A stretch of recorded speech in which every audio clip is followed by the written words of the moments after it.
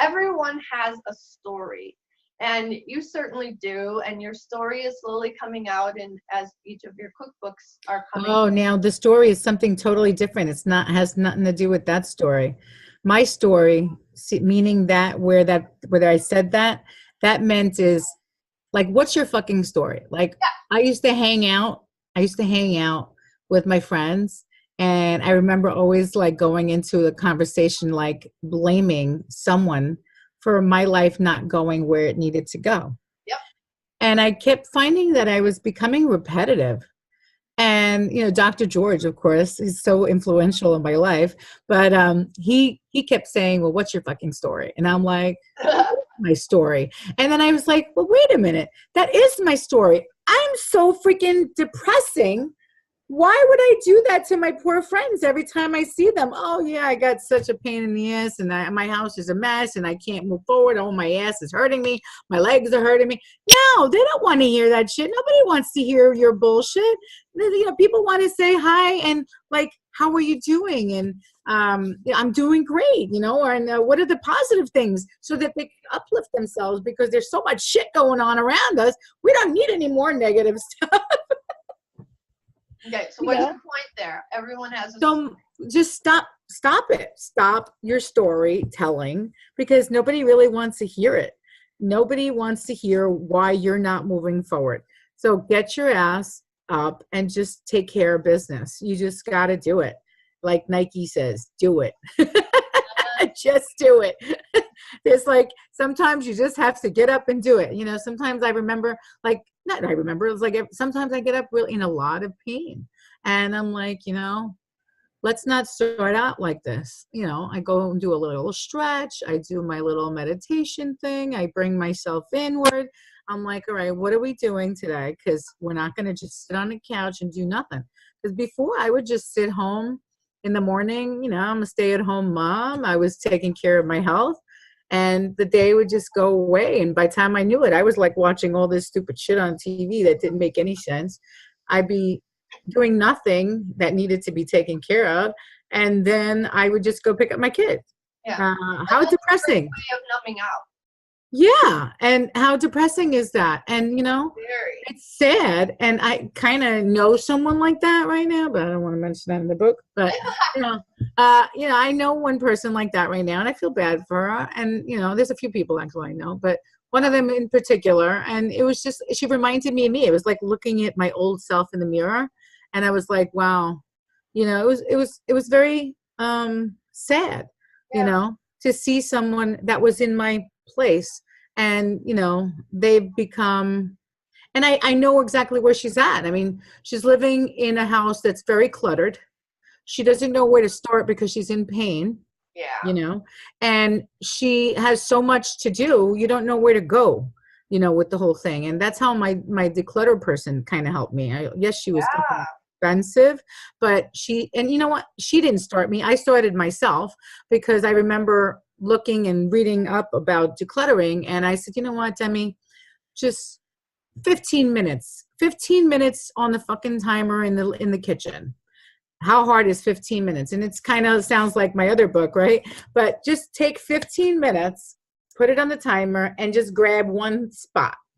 And that's what I would do. And then if I could still go, I would take another 15 minutes, and then I would just tackle things, and it started just disintegrating. Because, with those 5 years when my family was sick and they needed me, I stopped taking care of everything, not just me, but my house too.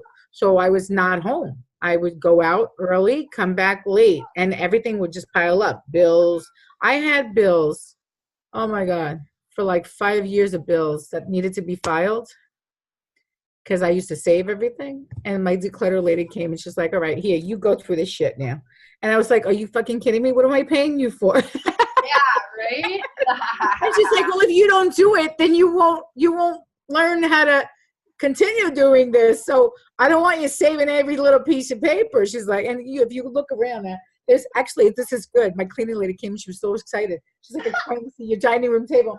So this is the only thing that's left right now. And I am bringing this. It's all my studies for my gut health course. Oh, yeah. I'm keeping them, so I want to have them put into like a binder or something. So I'm going to bring them to Staples and have them fix it for me Oh, because God. I want to start talking about that. Yeah, right. Anyway, so yeah, and it's not your parents. Yeah, That's so we it's already part talked of about. getting out of your own way is doing the whole like decluttering thing because you can It literally is, it is, and put it's things in your way. You can put fat in your way. You can put right. Yes, clutter in your right. way. What else can you put in your way? But Shopping, you could say shopaholic. that you have no energy, but you know, the reason that you have no energy is because you're just sitting around doing nothing. My son hasn't been to the gym for like a week because his trainer went away. I got him a trainer. That was his gift this year. And I got him a trainer instead of going to karate because he doesn't want to go to karate anymore. So I said, you know what, I'll get you a trainer for 2 times a week, but then you have to promise to go to the gym the other 2 days a week. So he's like, okay, I'll do it. So his trainer didn't go to the gym for like a week, and he went away on vacation for Thanksgiving. And then between Thanksgiving, he ate a little wrong, whatever. And he's feeling it, which is great for me because like he's 14. So the fact that he's feeling the difference, I'm excited about that. Oh, very. Yeah. Yeah. That's cool because he's in his body. So that's a good thing. Yeah. And so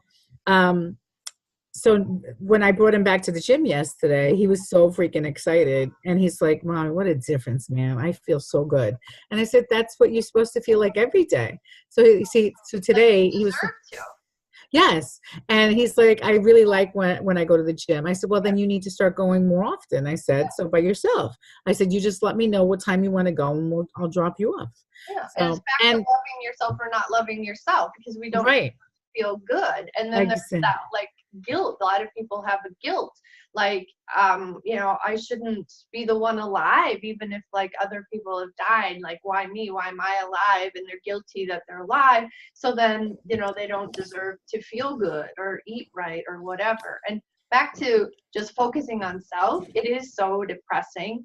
I found that the hardest thing when my health was crashing and that focusing on self so I could like stay alive, but that was so depressing. I absolutely hated that time of my life. Well, what's really weird is that as I started to do that, because this is a Greek mentality again, or maybe just a woman mentality, I don't know, but I felt like I was becoming very selfish, but Yep. I felt like I also needed to become selfish because I didn't want my kid to experience the loss of his mother at such a young age because I know how that fucking feels. Yep. And I didn't want him thinking that it was, a cop out. Like I feel, or, still to this day feel like, my mom just gave up. I don't want him to know that. I want him to know that I'm a strong person. And as you could see in the letter, he thinks that already. And I want him to know that, you know what, even on your hardest fucking day, you should get your ass up and go and take care of yourself. That's the first thing. And the only thing that's very important. I don't care if your bills are not paid. If you don't take care of yourself, you can't pay that fucking bill anyway. Exactly. Ana Gonzalez's book, Selfishly Second, it's just like it's right there, It's selfish to not make yourself first. No, yeah, it is. We're not trained that way. I don't care what culture you're in, And there's more, community, family. It's the family that's not important. The family's more important than the individual. There is all that cultural stuff too. I don't know. Are there cultures where they get to focus on themselves and they're encouraged to? I don't know.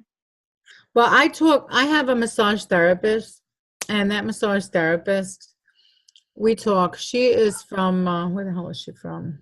Poland. She's Polish.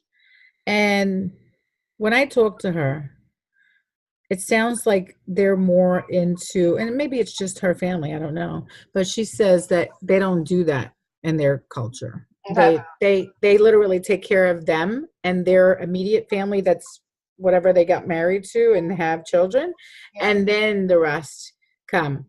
I'm excited because there's so many Greek families that really are going to get a lot out of this. So I'm excited. Yeah. Wonderful client potential for you to help them further than just a book. Yeah, exactly.